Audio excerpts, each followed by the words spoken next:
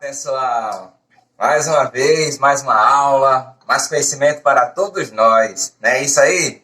Que bom encontrar com vocês mais uma vez, que bom fazer parte deste momento que nós estamos passando, que todo mundo está passando, não é só você aí do Inhauá, não é só nós aqui do Brasil, é o mundo inteiro, né? Então, que tudo esteja em paz na sua vida, busque a paz e você encontrará. Veja só, então, esta semana a gente está trabalhando também ainda a semana da proclamação da República, né? Do nosso Brasil, dia 15 de novembro.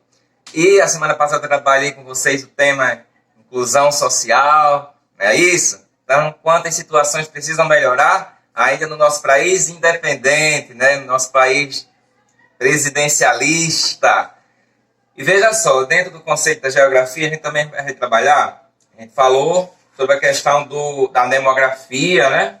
E hoje nós vamos falar sobre o crescimento da população brasileira, a tendência da população brasileira para o envelhecimento. Então vejam só, aí atrás vocês vão ver os slides com um resumo de todo esse conteúdo. Eu vou lendo para vocês, vocês vão visualizando, vão vendo as imagens, né? Assim, ilustrações que retrata este conteúdo para ficar mais esclarecido, né? Eu espero que vocês estejam gostando deste novo modelo de aula. Bacana? Então vamos lá. Primeiro vem o crescimento da população. Vamos lá. O censo demográfico. O primeiro censo demográfico brasileiro ocorreu em 1872. Memoriza essa data. A execução desse tipo de trabalho é de extrema importância para compreender a evolução da população. Além disso, é a partir da análise dos dados coletados que são desenvolvidos todos os projetos e suas execuções por parte do poder público. Bacana? Vamos. A importância do censo.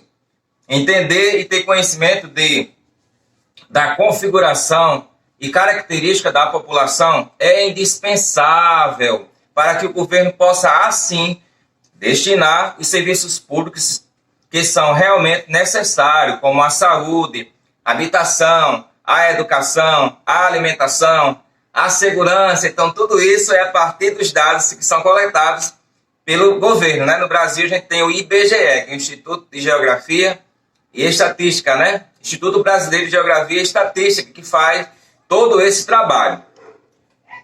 Então, por exemplo, ser um prefeito não tem conhecimento do que a população de sua cidade é composta, né?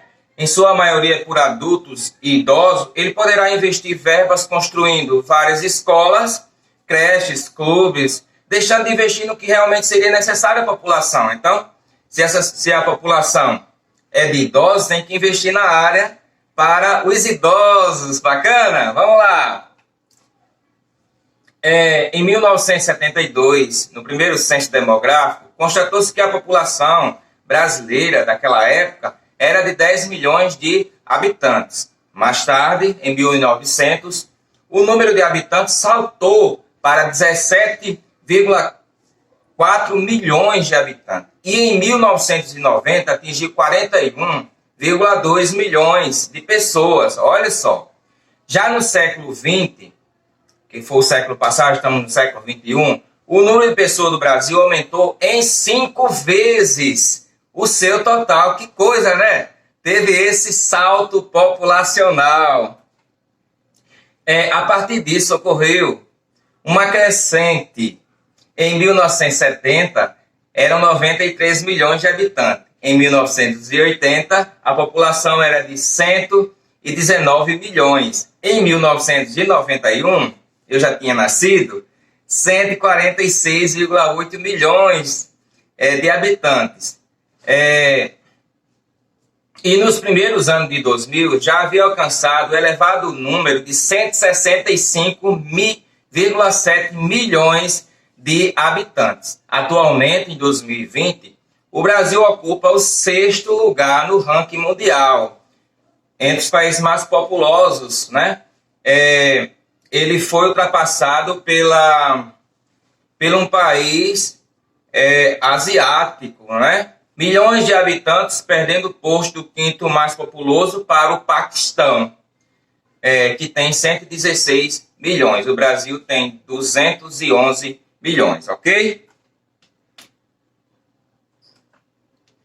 Fatores para o crescimento da população do Brasil. O intenso crescimento brasileiro se deve, sobretudo, à cultura de famílias com grande número de filhos, dos fluxos migratórios que ocorrem ao longo do processo de povoamento do país, a melhoria das condições médicas, sanitárias, além da criação de vacinas e métodos de tratamento de doenças. Então, todos esses fatores contribuem para que a população cresça e não morra, né? Viva mais, que é o que está acontecendo hoje. Fatores que desaceleram o crescimento da população. Quais são os fatores que fazem com que a população ela pare de ter mais filhos? Esse grande crescimento populacional desacelerou na década de 1970, pois a partir desse momento houve uma modificação nesse processo decorrente de vários fatores. Entre eles se destacam o fluxo de pessoas da zona rural para as cidades, fator que favoreceu o aumento dos custos de sobrevivência, o acesso aos métodos anticoncepcionais. Então, o fator de a mulher e o homem também trabalhar, também contribui aí para que a família não queira ter filhos, né? Se preserva, tem o anticoncepcional também, e também esse valor do custo de sobrevivência faz com que as pessoas elas não queiram ter filhos ou poucos filhos, né? Assim, tendência da população brasileira para o envelhecimento. Então, o Brasil mais velho. Não apenas as pessoas estão vivendo mais no país. Olha o gráfico. Expectativa de vida é 41. Em 1940, o brasileiro vivia 41 anos. Em 2030, está dizendo aqui, maior número de idosos do que de crianças até 14 anos. E a população brasileira deverá parar de crescer. Entenderam?